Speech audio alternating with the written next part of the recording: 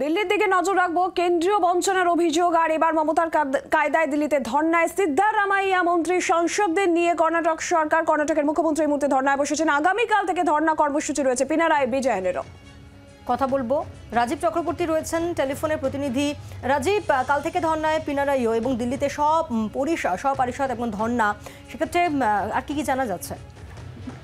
দেখো, কেন্দ্রীয় সরকারের বিরুদ্ধে বঞ্চনার অভিযোগ তৃণমূল কংগ্রেস আগে থেকেই করেছে এবং মুখ্যমন্ত্রী মমতা বন্দ্যোপাধ্যায় তিনি ধর্ণা করেছেন। আমরা জানি যে তৃণমূল কংগ্রেসের তরফে সাংসদ এবং দলের সর্বভারতীয় সাধারণ সম্পাদক অভিষেক বন্দ্যোপাধ্যায় তিনি দিল্লিতেও তার কর্মসূচি করেছেন এবং রাজঘাটে গিয়েও ধর্ণা দিয়েছেন।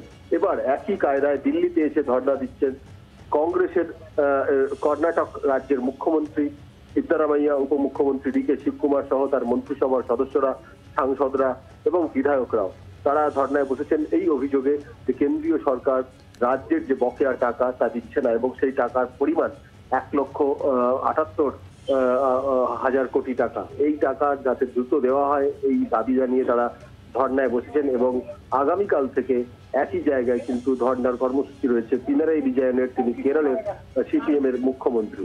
অর্থাৎ বাংলা থেকে যে কেন্দ্রীয় সরকারের বিরুদ্ধে যে অভিযোগ তোলা হয়েছে এবং প্রথম যে পথ দেখানো হয়েছে বলা যেতে পারে ধর্ণা কেন্দ্রীয় সরকারের বিরুদ্ধে রাজ্য সরকারের ধর্ণা, সেই ধর্ণা কিন্তু সেই আন্দোলন কিন্তু ছড়িয়ে পড়ছে গোটা দেশে।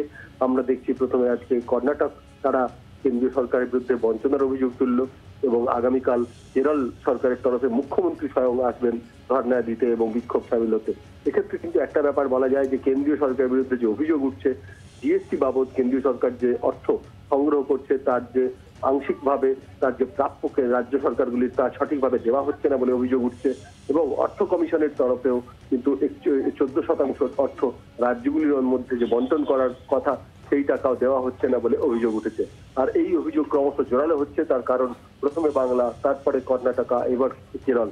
এবং এই অভিযোগে যদিও বিজেপির তরফ থেকে কেন্দ্রীয় সরকারের তরফ থেকে বলা হচ্ছে যে সবটাই রাজনৈতিক এবং রাজনৈতিক কারণে এগুলি করা হচ্ছে, তাদের তরফ থেকে কথা বলা হলেও বিরোধী দলগুলির বক্তব্য যে এবার অন্তর্বর্তী বাজেটেও রাজ্যগুলিকে বঞ্চনা করা হয়েছে এবং সেই কারণে ধর্ণা বিক্ষোভ চলছে এবং একের পর এক রাজ্য তাতে যোগ দিচ্ছে। ধন্যবাদ।